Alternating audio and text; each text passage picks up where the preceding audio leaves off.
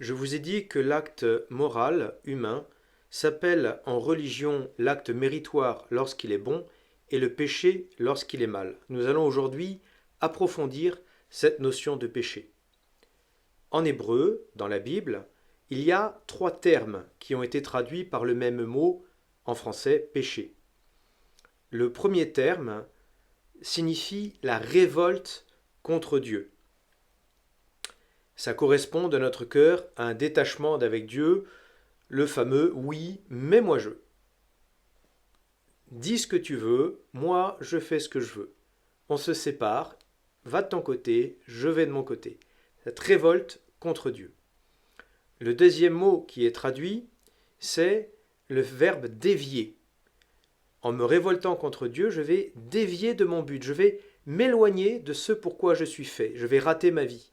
Je suis fait pour vivre en communion avec Dieu et je viens de me séparer d'avec Dieu. Le troisième terme hébreu signifie ce qui a été purifié. Pas ce qu'il faut purifier, mais ce qui a été purifié. Le péché est aussi ce que Dieu a réparé. Ces trois termes-là ont été traduits par les Juifs eux-mêmes en langue grecque, 100 ans avant le Christ, parce que la langue hébraïque se perdait. Donc il a fallu passer à la langue que tout le monde parlait à l'époque, c'est-à-dire le grec, la langue du commerce en Méditerranée. Ils ont traduit ces trois mots différents par le même terme grec qui est amartia. Amartia, qu'est-ce que ça signifie? C'est un mot technique qui est l'archer qui rate sa cible. On retrouve le deuxième mot hébreu, la déviance, rater sa cible, rater le but. Le péché est ce qui me fait rater ma cible. C'est ce qui fait que je passe à côté de ma vie. Et lorsqu'un archer a raté la cible, en plus, il a perdu sa flèche. Donc il y a le sentiment de déception, ou on dira de remords. On s'en veut en plus d'avoir raté. Et puis, ce terme-là d'amartia a été traduit en latin par peccatum. Peccatum, c'est la faute morale. Et puis, peccatum a donné péché en français. Le péché en soi, dans notre cœur, est toujours une révolte envers Dieu. C'est ce oui, mais moi je, qui fait qu'on se décolle de lui, que l'on se sépare de lui. C'est donc toujours, d'une certaine façon, un crime de lèse-majesté. Parce que dire à Dieu oui, oui, oui, cause toujours tu m'intéresses, moi, je vais faire autre chose, c'est lui dire qu'il ne peut plus régner dans notre cœur, qu'il n'est plus le Seigneur, qu'il n'a plus d'influence réelle sur notre vie. Il dit ce qu'il veut, je fais ce que je veux. Cette séparation d'avec Dieu, cette révolte contre Dieu est insultante pour Dieu. Lorsque des enfants disent à leurs parents que ce sont des gros nazes et qu'ils ne méritent pas d'être écoutés, bizarrement, cela lèse les parents. Cela blesse les parents. Il y a un crime de lèse-majesté. De la même façon, notre péché est toujours un crime de lèse-majesté.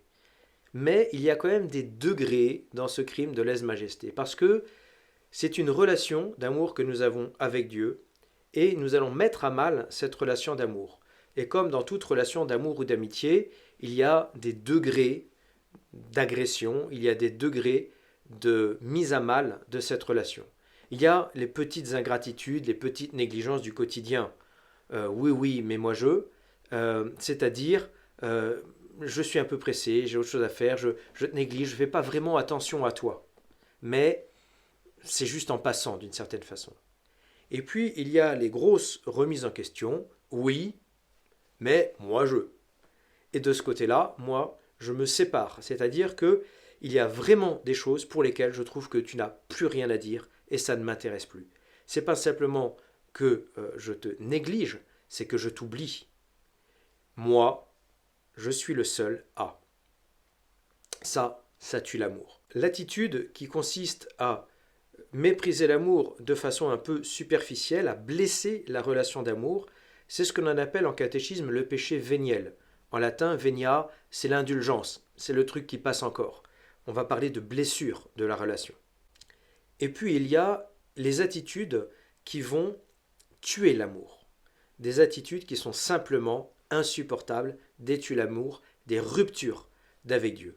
En catéchisme, c'est ce que l'on va appeler le péché mortel. Pourquoi est-ce qu'il est mortel? Non pas parce qu'il provoque ma mort physique, mais parce qu'il tue ou empêche la vie de Dieu en moi. Je ne vis plus de Dieu, je suis donc mort spirituellement. À la création, Dieu insuffla son souffle de vie dans les narines d'Adam et il devint un être vivant. L'homme est vivant de la vie de Dieu. Dieu est le vivant par excellence, donc si je me coupe de Dieu, eh bien, je tue la vie de Dieu en moi, je deviens mort spirituellement. Nous avons vu la dernière fois, lors de notre étude du jugement moral, que tout acte humain était responsable parce qu'il était fondé sur le socle de la liberté. Si il est libre, il est humain, il est responsable, il engage la personne. Nous avions vu aussi que les circonstances peuvent aggraver la gravité de l'acte ou diminuer la gravité de l'acte. Mais ça reste périphérique, circonstance à l'acte. Il ne me reste donc pour déterminer ce qu'est le péché mortel que 3 éléments: la matière de l'acte, ce que je fais, l'intention de l'acte, ce que je veux faire, et le fait de passer à l'acte bel et bien. Il faut donc que la matière de l'acte soit grave. La matière grave d'un acte est ce que Dieu a exprimé dans les 10 commandements. C'est pourquoi, même en régime chrétien qui dépasse les 10 commandements, nous ne nous passons pas des 10 commandements, puisque c'est une façon assez détaillée et bien éclairante de juger des actes humains. Si je contreviens aux 10 commandements, la matière, ce que je fais, est grave. Deuxièmement, l'intention. L'intention, c'est que j'ai conscience que c'est un mal que je fais. Je sais que c'est mal, je le fais quand même. Troisième élément, le passage à l'acte. Pour passer à l'acte, et que ça soit un acte humain, il faut que je l'ai fait librement, suffisamment librement, et nous sommes toujours libres un petit peu, puisque nous pouvons refuser d'agir jusqu'au martyre, jusqu'à la mort, et puis surtout que nous soyons conscients que je l'ai fait en pleine lucidité. Et c'est surtout sur cette lucidité-là que va porter le troisième élément de la détermination du péché mortel. Bien souvent, les gens confondent péché mortel et matière grave. Mon voisin a fait quelque chose de grave, donc il a fait un péché mortel. C'est pas tout à fait vrai, puisque je ne peux pas connaître l'intention de l'auteur et le degré de conscience de l'auteur. Donc attention, ne jugez pas, dit Jésus, vous ne serez pas jugés, ne déterminez pas la faute des autres parce que vous n'avez pas tous les éléments. Vous n'avez que la partie matérielle, factuelle, constatable de l'extérieur. Le reste, vous l'aurez si vous avez des confidences de la personne. Mais de l'extérieur, vous ne pouvez pas juger. Mais nous ne devons pas trop rapidement nous dédouaner avec cette histoire de conscience pour agir. Typiquement, imaginez que je conduis ma voiture alors que j'ai trop d'alcool dans le sang. Je provoque un accident, je pourrais toujours dire que la personne que j'ai blessée, c'était involontairement, puisque j'avais bu, je n'étais pas en pleine possession de mes moyens, je n'ai pas posé un acte délibéré de blesser la personne.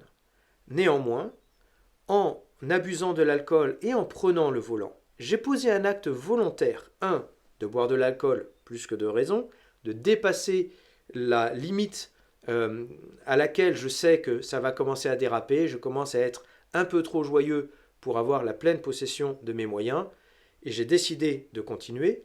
2, j'ai posé un acte volontaire de prendre le volant, car même bien gris, j'ai toujours la possibilité de me dire « Oula, ça ne va pas, je vais me coucher, je ne prends pas le volant, je vais cuver mon vin et je conduirai plus tard. » Donc, en buvant et en prenant le volant, j'ai posé des actes pleinement conscients et responsables.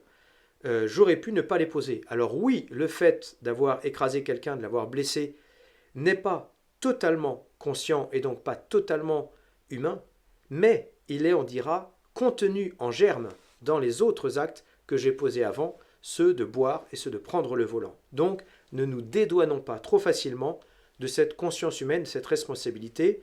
Je suis responsable de ma conscience. Il n'y a que si je suis sous hypnose, si je suis somnambule, etc., que là, effectivement, je suis déresponsabilisé de mon manque de vigilance ou de conscience.